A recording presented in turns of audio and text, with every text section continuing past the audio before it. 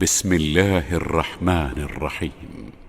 ألهاكم التكاثر حتى زرتم المقابر، كلا سوف تعلمون ثم كلا سوف تعلمون،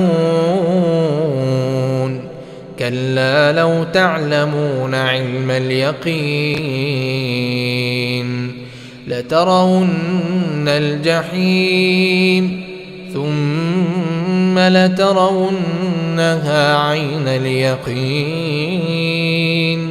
ثم لتسألن يومئذ عن النعيم.